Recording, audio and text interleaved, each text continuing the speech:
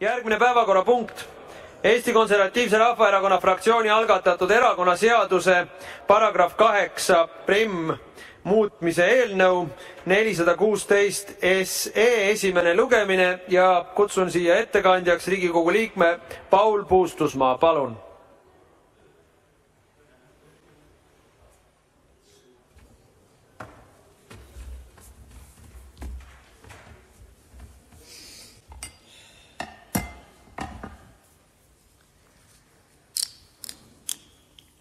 Austatud kolleegid siin saalis ja need head kolleegid, kes on väljaspool saali ja vaatavad, jälgivad toimuvat monitoridest kuvarite tagant. Üldiselt muidugi on hea ka see, et meie tegemist jälgivad ka sajad, võib-olla tuhanded inimesed väljaspool saali, üle interneti, televisiooni. Sest et nagu korduvalt on meil siin maha öeldud, ei ole see, mis siin puldis räägitakse, mitte ühe isikliku parlamendiliikme personaalne arvamus lihtsalt, vaid ta räägib rahvaga, ta räägib maaga. Ja täna räägin mina teiega, räägin rahvaga, räägin maaga. Sest see, miks ma siin puldis olen, on ülioluline. Ülioluline. Ja selle seaduse toetamine või mitte toetamine, selle paranduse toetamine, mitte toetamine, see on märk sellest, kas toetada vabadusi, toetada demokraatiat või jätkuvalt toetada musta, tumedat antidemokraatiat. Sest et, nagu mu hea kolleeg Tarmo Kruusimäe hetk tagasi ka ütles siin, et Euroopa Liit, mis oma olemuselt on tuntud ülereageerija, ülereguleerija ja mis on veel hullem, on see, et meie Eestis siin olles keerame ka sellel, mis Euroopa Liit ülereguleerib, veel 10 vinti peale või kuidas ta ütles, et tõmbab selle viimase punni välja. See on jah, tõesti paratamatus. Sest teate ju, ega ju see ütlus, et eestlastel on, kas nüüd öelda, positiivne või negatiivne harjumus kõiki asju väga tuimalt üle reguleerida. See on meil tõesti sees ja veres, sest mäletad isegi, kui me nõukogude ajal oma seadusi siin täitsime, siis öeldi, et mis on eestlaste suur häda. Eestlaste suur häda on see, et nad püüavad nõukogude seadusi täita saksa täpsusega. Ja see oli probleem. Ja see probleem on püsinud tegelikult siiamaani. Kui me võtame seda tänast muudatusettepanekut 416 SE, mis on tegelikult hästi lühikene, ja oma olemuselt räägib see erakonnaseaduse paragrahv 8 muutmisest. Ja see muutmine ei ole ka mitte midagi muud kui avalike poliitiliste nimekirjade ärakaotamine. See on see, et poliitilised deklaratsioonid ja poliitiline tahe ei peaks olema avalik. See on tegelikult küsimus demokraatias, see on inimväärikuses, see on küsimus eraelu puutumatuses, see on küsimus isikuandmete kaitses, mida meil võib-olla ei ole väga adutud. Mõni aeg tagasi, kui ma hakkasin analüüsima seda olukorda, et meil on selline situatsioon, kus inimeste poliitilised deklaratsioonid on meie riigis avalikud, seda olukorras, kui terves maailmas, ma rõhutan, terves maailmas, võib-olla Hiina välja arvatud Põhja-Korea, ja ajaloos on ka teada, ajaloos on teada seda, kus riigid kogusid või riigi juhtkond, juhtparteid kogusid andmeid inimeste poliitiliste vaadete kohta. Jah, need on meil minevikust teada, aga progressiivne elu on viinud meid sellest halvadest aegadest laiasatsust eemale. Ja tänapäeval meie põhimõtteliselt elame ühiskonnas, kus teatud isikuandmed on delikaatsed või nagu nüüd siis uue andmekaitsemääruse GDPR-i järgi nimetatakse isikuandmed, teatud isikuandmed on sedavõrd olulised, et nende kaitsmisel on eriline tähendus. Ja nende hulka kuuluvad võrdselt inimeste poliitilised vaated, seksuaalne sättumus, tervis, varanduslik seis. Need on kõik sellised võrdselt kaitstavad väga olulised isikuandmed, mida ei tohi koguda. Või kui tohib koguda, siis väga selge tahtavad alusel ja väga põhjendatud põhjusel. Ja veel vähem neid ei tohi avalikustada. Ehk siis, kujutage ette, kui me elame ühiskonnas, igaüks saab teada, kes on millise tervisliku seisuga, kellel on kops katki, kellel süda haige või kellel on missugune varanduslik seis. Lähme interneti lahti ja vaatame siis, kes on millise varandusliku seisuga. Või aga mida keegi poliitiliselt mõtleb. Vaatame. Kui see mõte tekkis ja sai seda asja uuritud, ega ma asjata ei öelnud, et terve maailm on selle vastu. Euroopa Liidus on see praktiliselt välistatud. Euroopas ei ole mitte ühtegi riiki peale Eesti ja kummalisel kombel ka Läti, kus on poliitilised vaated avalikus registris.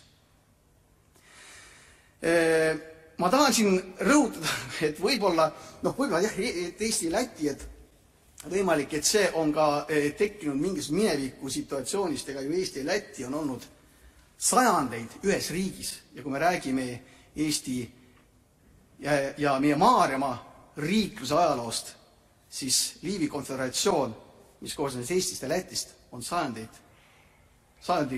pikkuse ajalooga ja võib-olla see on mingil määral mõjutanud, see on muidugi spekulatsioon, aga ikkagi.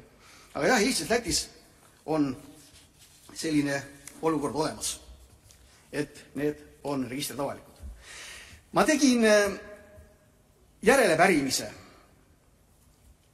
kõikide Euroopa riikide osas, mis on vähegi võimalik saada teada, et kuidas on lood nendes riikides. Ja järelepärimise tulemusena sain teada, et jah, et vähe sellest, et need poliitilised vaated on avalikused ainult Eestis ja Lätis, mitte kuskil mujal, siis põhjus selleks, miks nad ei ole avalikustatud, see põhjus on ära toodud sellise märkega.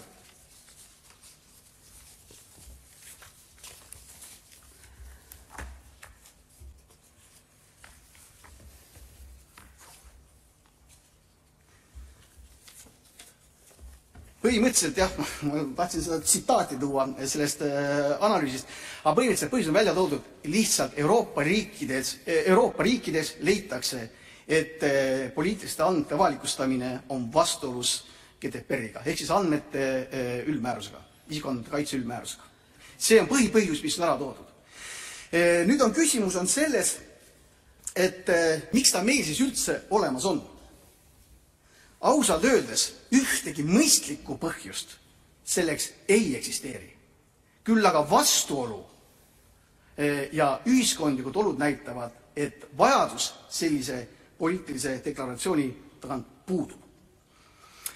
Püütakse küll tugineda sellele, et poliitiliste vaadete avalikustamine on vajalik selleks, et ära hoida korruptsiooni, üks põhjusi, et elu oleks läbipaistvam, aga siis, jah, ma pisut utreerides küsiks, et aga siis oleks ju ikkagi kasulik avalikustada ka selle, et millised on meie terviseandmed ja millised on meie varanduslikud andmed. Sest vaadake, see, kuidas varanduslike andmete alusel saab eeldada ja kahtlustada ja kontrollida, kas keegi on korruptiivne või mitte, see on ju palju lihtsam. No ikka, kui inimesel ikka pappi tegelikult ei ole, no ju siis ta ikkagi on korruptiivne, eks ju. Või siis teistpidi, aga kui ikka süda on ikka väga haige ja operatsioon maksab 10 000, no ja palk on tal 500 €, no kust ta raha saab? No ikka korruptiivne.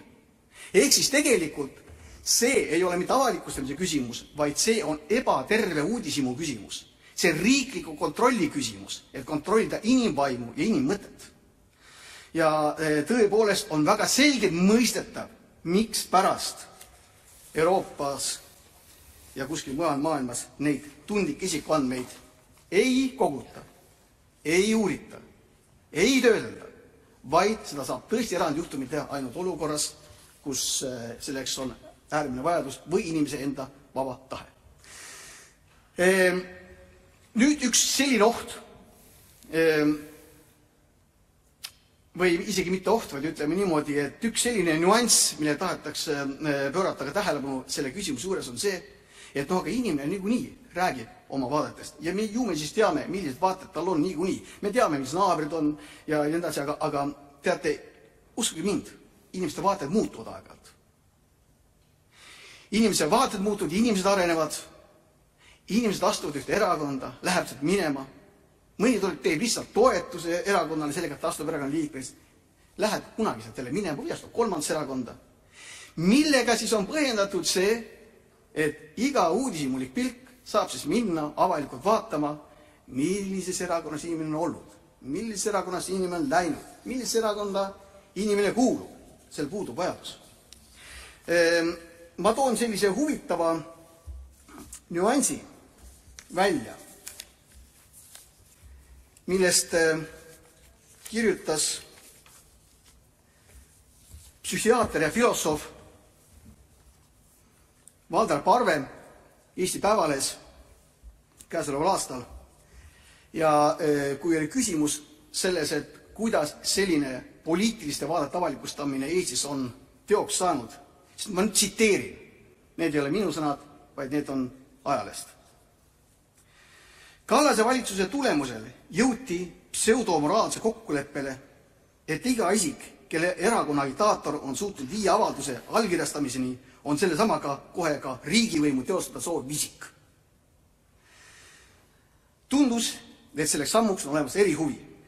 Ja pärast Siim Kallas aga imestas, et kõikide erakondade liikmete avalikuks isikuks tegemise seaduse hääletamist, et Euroopas niimoodi ei olegi.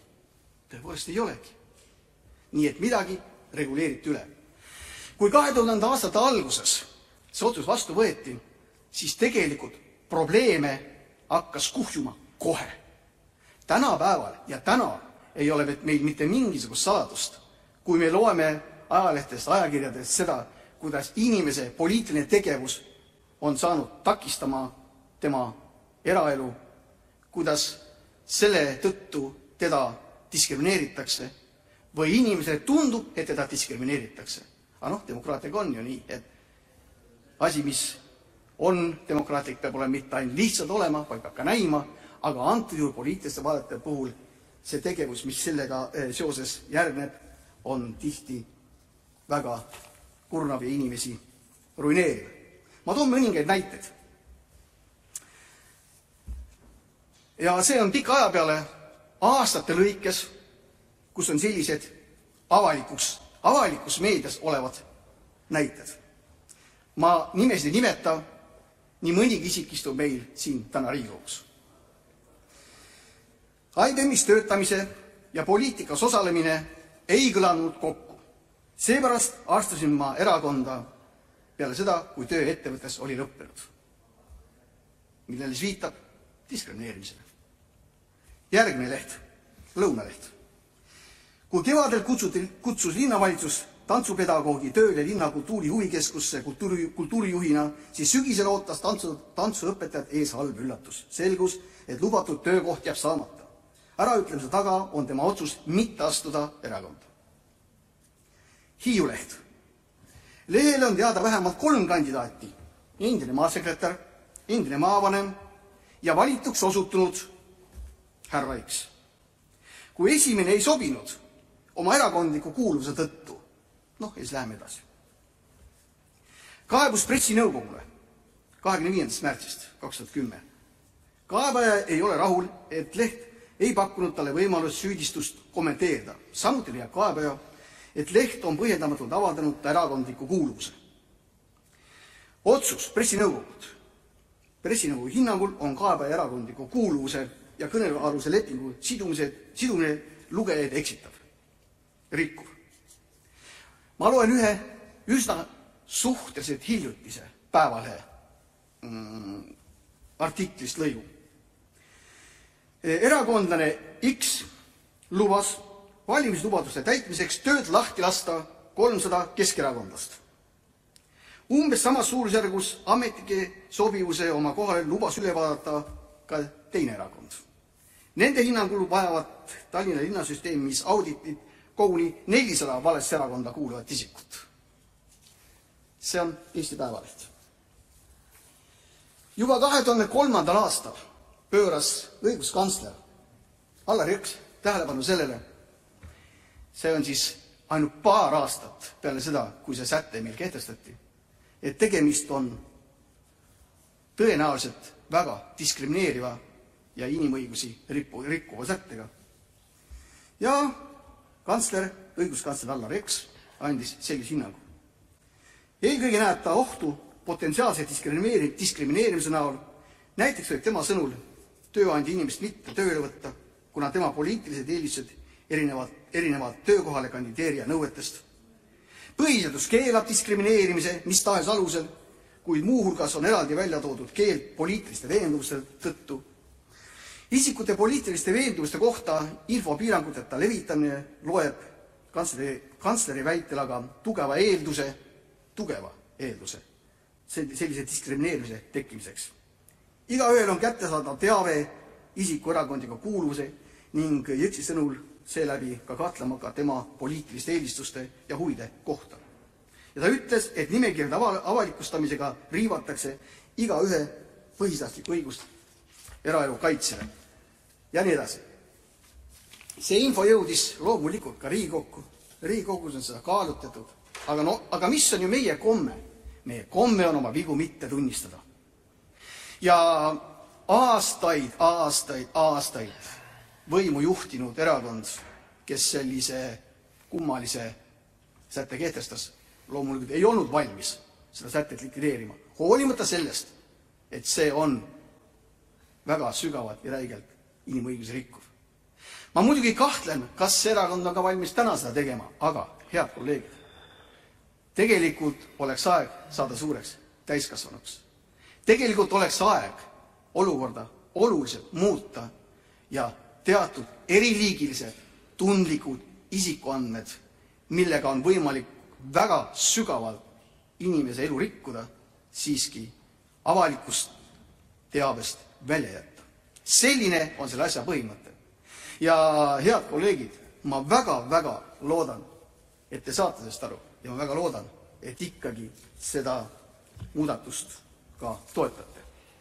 Aitäh! Suur tänu! Nüüd on võimalik ettekandjale küsimusi esitada. Ruuben Kaalep, palun! Jaa, aitäh, lugupeetud ettekandja, väga hea selgituse eest. Fundamentaalne küsimus siinkohal on ju see, et kas kodanikul peab olema õigus kuuluda erakonda ja olla selle kaudu oma maailmavaate toetajaks niimoodi, et see jääb privaatseks.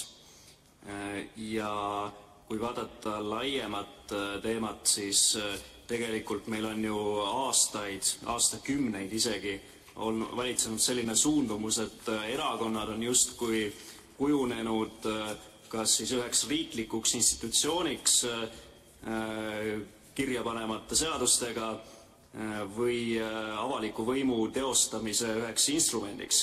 Et ka siin meie tänase päeva esimese hääletuse juures ju tuli väga selgelt välja, et koht, kus tegelikult tehakse otsuseid, mis puudutavad meie poliitikat, on erakonnad ja mitte riiklikud institutsioonid. Kas nüüd see eelnõu aitab muuta seda väga halba suundumust? Aitäh. No ma usun küll, aga tegelikult, hea Ruuben, asi on isegi natukene sügavam. Inimesed väga tihti ei ole teatud poliitikate toetajad mitte tervikuna.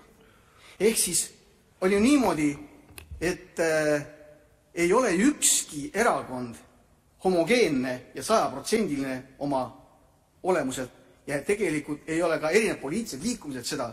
Ja inimene võib toetada ühest erakonnast mõnda ühte, kahte, kolme, mõnda ideed.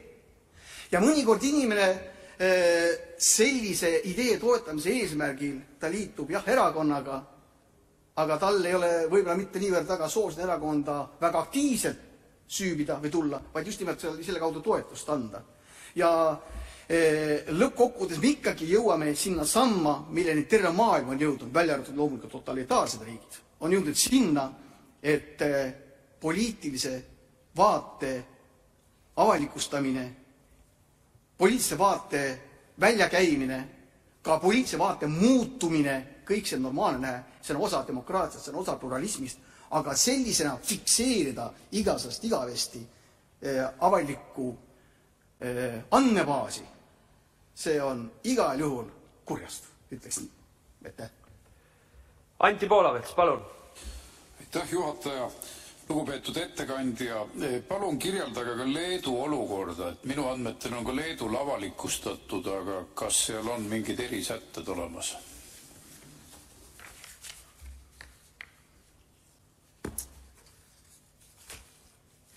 See on hea küsimus. Ma pean vaatama nüüd, et kas, kui ma selle järelpärimise tegime õigusanalüüsi osakonna kaudu, siis vastas Euroopas 30 riiki. Ma vaatan, kas oli ka Leedu nende seas. Jaa, Leedu oli nende seas.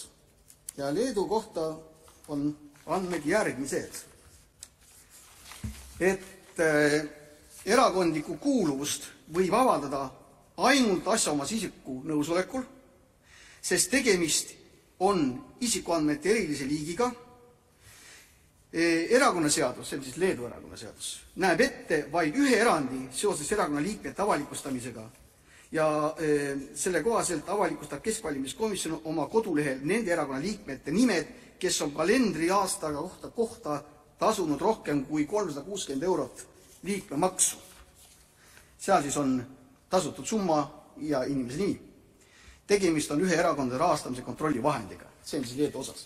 Ja muidugi ma tahan siin ühe ka etteruttavalt ära öelda, et selle eelnõuga kaitstakse eelkõige nende tuhandete ja tuhandete lihtsate inimeste olukorda, kes tegelikult ei ole aktiivses poliitikas. Sellepärast, et, rõhutan, kui see seadus jõustub ja nimekiri, avalik nimekiri ja Riigikontroll selles mõttes kõrval lükatakse, siis sellegi poolest jäävad avalikuks paratamatult kõikide erakondade juhtliikmed.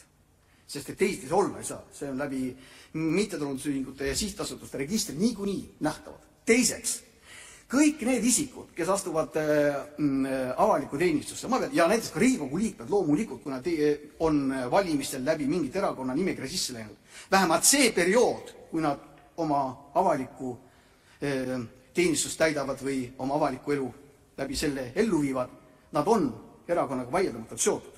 Aga see ei tähenda, et nad peaks elu lõpuni sinna jääma. See tähendab seda, et kui see periood saab läbi, aga võib-olla ka selle perioodi keskel, ta võib muuta oma mõtet. Arusaam võib muutuda. Ta lahkub selle erakonna toetajate hulgast.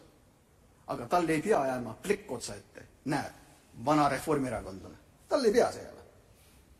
Nii et see on see võte. Oudekki Loone, palun. Aitäh selle väga huvitava arutelu toomise eest Riigikogu ette. Nüüd oma ettekandes mitu korda mainisite, et tegemist on poliitiliste vaadetega. Et ma natuke täpsustaks, et erakonda astumine on midagi rohkemat kui lihtsalt poliitiliste vaadete omamine. Erakond on institutsioon, mille kaudu kodanikud valitsevad riiki. See on võimuorganisatsioon. Ja kuna see on meie avaliku elu juhtiv võimuorganisatsioon, siis see on see põhjus, miks avalikkusel võiks olla teada, kes sinna kuuluvad. Teiselt poolt muidugi need probleemid, mida siin üles on tõstetud võimalikust diskrimineerimisest selle alusel, kes millisesse erakonda kuulub, on muidugi problemaatilised ja Eesti seadus tegelikult ka keelab niisugustel alustel diskrimineerimise. Ja ma saan aru, et teie mure on see, et tegelikult me ei suuda seda kaitsta. Et kas te ei arva, et selle avalikustamise lõpetamise asemel öeldes, et me ei suudagi oma kodanikke kaitsta, võib-olla oleks efektiivsem seda parandada, näiteks luua sinna ka niisugune lisandus, et on näha, kes on vaadanud mingi konkreetse inimese erakondlikku kuuluvust, et siis saab ka tõestada, et ülemus käis vaatamas ja nüüd mind vallandati. Aitäh! Ja aitäh, hea Oudekki. Et see on üks lähenemisvõimalus, aga seda saab nimetada täpselt peene häälestamiseks. Krutti midagi natukene peale, aga jätame seal kõik vanamoodi. Lasti ikkagi riik jälgib, kes on milliste vaadetega.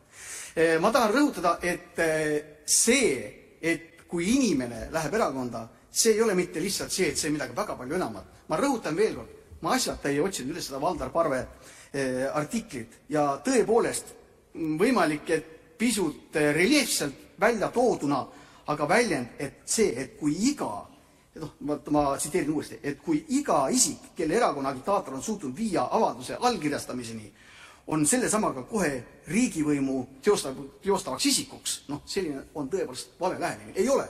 Ma rõhutan veel kord, et selle seaduse jõustumisel kõik olulised funktsionäärid antud ajahetkel, kes on erakondade juhatuses, kes on erakondade poolt läinud, ütleme, Riigikokku või volikokku kuskil, need jäävad avalikuks niikuinii. See ei õigusta aga seda, et peaksid olema tuhanded ja tuhanded teised inimesed, kes on erakonnaga seotud võib-olla hoopis väiksemal alustel, et nemad peaks olema avalikustatud. Ma toon ühe sellise hea näite, et see oli nüüd doktor Reiljan, doktor Andres Reiljan, Tartu Ülikoolist filosoof, sotsiaalteadlane, kes kirjutas üsna hiljuti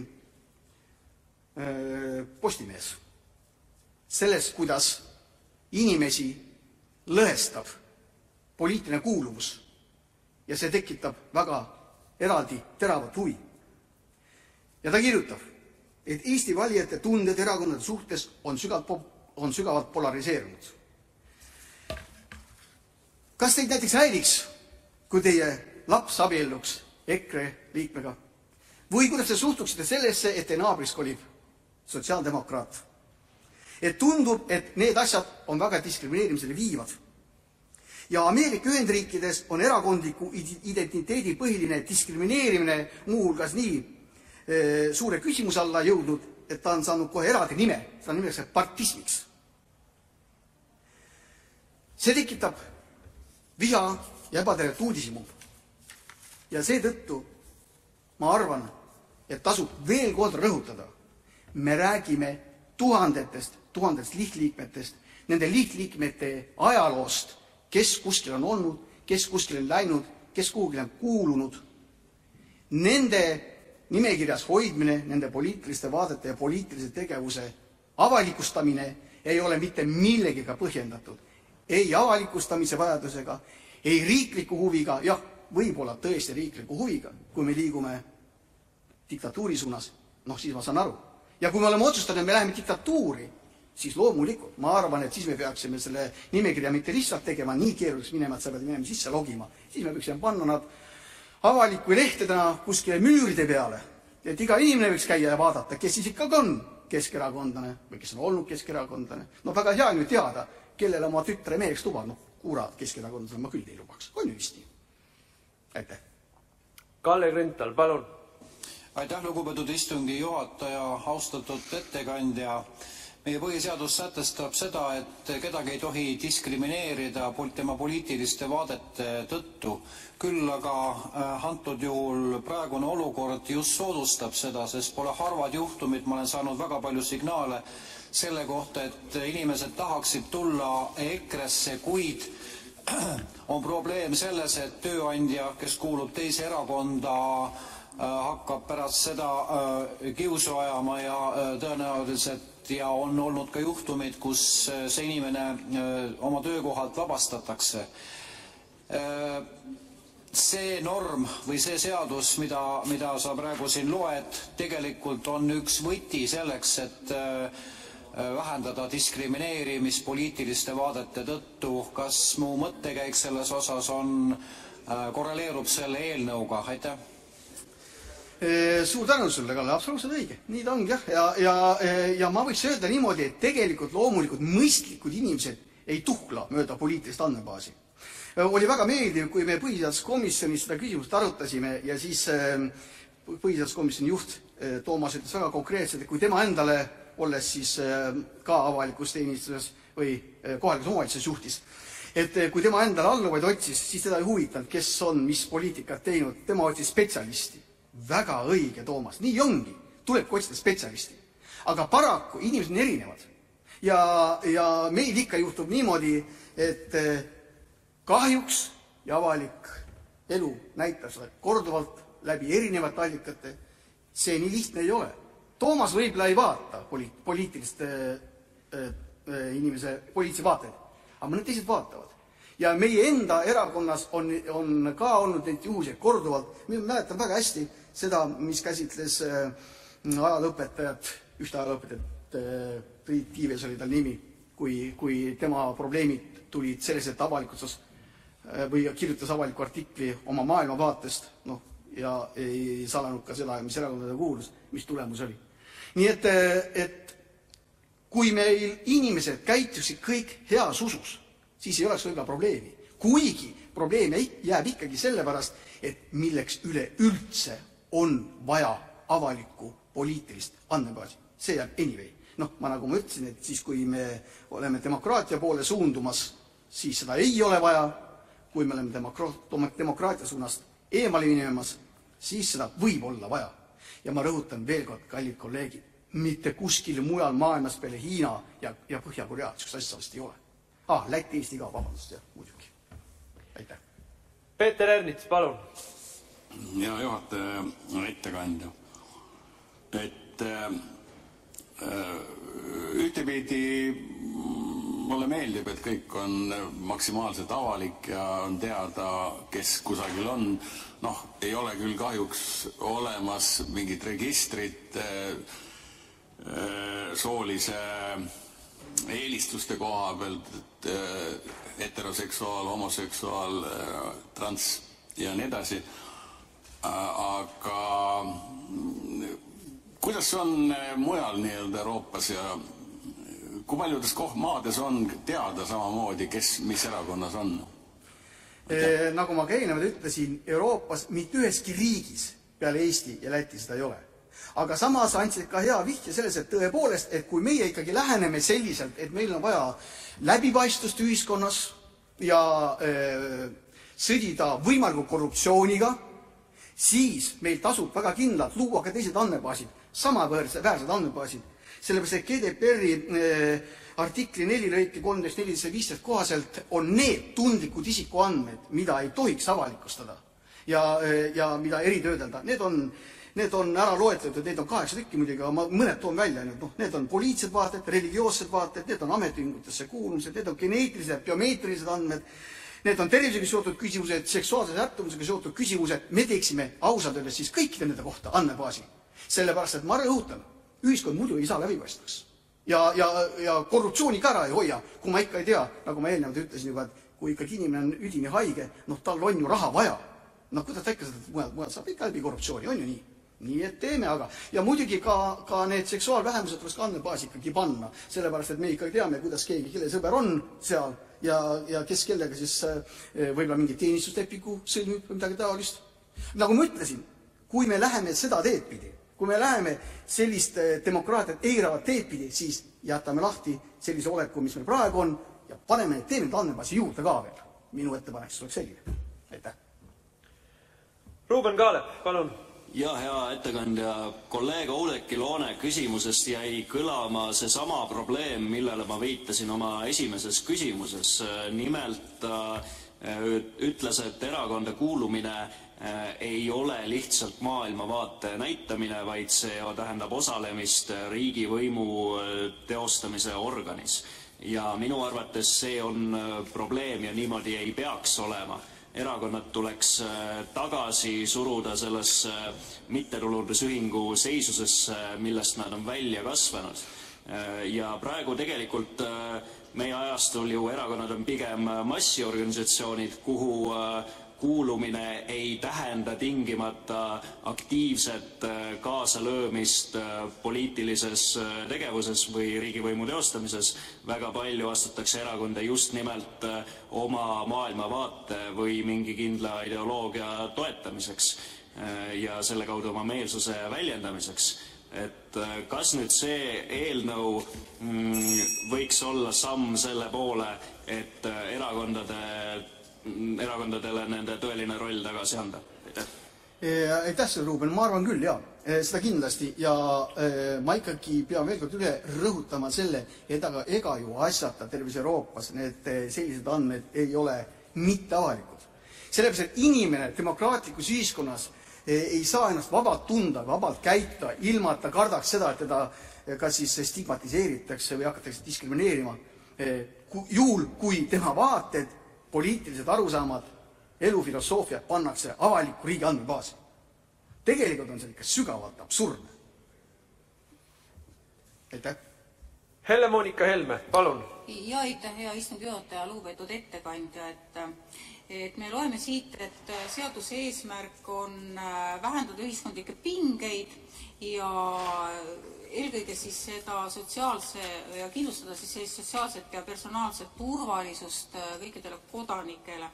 Et mul tuleb meelde, kuidas me käisime Soomes ja kohtusime seal siis põlissoomlaste erakonna esindajatega ja tuli täpselt juttu ka sellest sellisest erakondlikust kiusust võib-olla ja kõik. Siis nad ütlesid, et jaa, et neil tõepoolest sellist asja ei ole, et igaüks saab minna ja vaadata, mis erakonnas keegi on. Ja põhjendus oli just nimelt see, nagu nad ütlesid, et see tooks kaasa sellise kiusu ja tagakiusamise erakondliku kuuluvuse läbi. Ma küsiks, kuidas teil komisjonis arutelu oli, et kas enamik komisjoni liikmed toetas eelnõud või oli seisukoht, et see pole vajalik, et selline kiusamine on nagu okei ja sellises samas reas olla selliste riikidega, nagu sa mainisid, Põhja-Korea on ka täitsa okei, et kuidas seal komisjonis see arutelu käis? Aitäh! Aitäh, Moonika! Tegelikult muidugi minule, ma räägin oma personaalselt muljest, kui ma komisjonis kuulsin seda, kuidas inimesed rääkisid, siis jäi mulje, et toetus on just nagu olemas. Aga kui komisjon hakkas tegema protseduurilisi otsuseid, siis lõid selgelt välja see, millele ma ka algselt viitasin, et soovimatus oma vigu tunnistada ja siis läks asi loosungulikuks. Nii nagu on valitsus oma arvamuses andnud, mis on täis loosungulikkust, nii oli ka tegelikult ka komisjoni põhimõtteline seisukoht, mis seisnes, ma väga vabandan, aga täiesti tühjades loosungites, sest nagu ma ütlesin, see ei ole läbipaistvuse küsimus. See on tegelikult riikliku väärikuse küsimus, mida see kehtiv seadus praegu ründab. See on ebakohaste ja põhjendamatu uudishimu kasutamise küsimus. See inimväärikust ründav ka täna kehtivana. See on stigmatiseeriv. Nii et komisjonipoolne toetus mulle tundus, et oli väga selgelt mitte inimlik, vaid poliitiline ja oma vigu mitte tunnistav. Aitäh. Mart Helme, palun. Jah, aitäh. Hea Paul, me oleme vist enam-vähem ühel meelel, et seda eelnõu ei oleks vaja, kui meie ühiskonnas liberaalide innukal juhtimisel ei oleks asutud ühiskonda lõhestama ja ühiskonnas sõeluma välja õigeid valedest ja valesid diskrimineerima. No toome näite. Tõnis Mägi, lugupeetud inimene, aus inimene, missuguse laimu laviini alla ta jäi selle eest, et ta paar nädalat tagasi esines niinimetatud antivakserite, aga tegelikult põhiseadusliku korra kuritarvitajate ja rikkujate korrale kutsumiseks mõeldud meeleavaldusel. On mul õigus, et see eelnõu on sündinud just nimelt sellepärast, et kaitsta inimesi liberaalide tagakiusamise eest. Aitäh! Ja Mart, et see on väga lähedane selle seisukohaga, mida oma mina loomulikult nii on. Sest et vaatan, kui sa tõid näiteks praegu Tõnis Mäe, siis see näitab ehedalt, kui halb on see kehtiv kord. Tõnis Mägi oli mingis kunagises situatsioonis, jälle, vot see sama, millega Valdar Parve tsitaat oli, et oli mingis situatsioonis mingi parteipropaganda agitaatori mõjul andnud kuskile mingi oma allkirja, see võis olla aastaid tagasi, keegi teadis, täpselt ta isegi ei mäletanud seda. Ja käsitles muidugi ühte rohelist erakonda siin, et ta oli mingi allkirja kuskile andnud, kusjuures ta on kunagi selle erakonna töös osalenud reaalselt, faktiliselt. Ta kogu oma teadliku elu oli ta eemale hoidnud erakondlikkusest ja ta deklareeris täie teadmise ja siiruse juures, et ta ei ole erakondlane, vaid ta lähtub oma südametunnistusest. No ja siis selgus, et aga võta näpust. Ta on ju kirjas, ta on seal kirjas. 666 on otsa ette kirjutatud. No võt, ja piinliku kuju. Aitäh! Paistab, et küsimused on otsa saanud.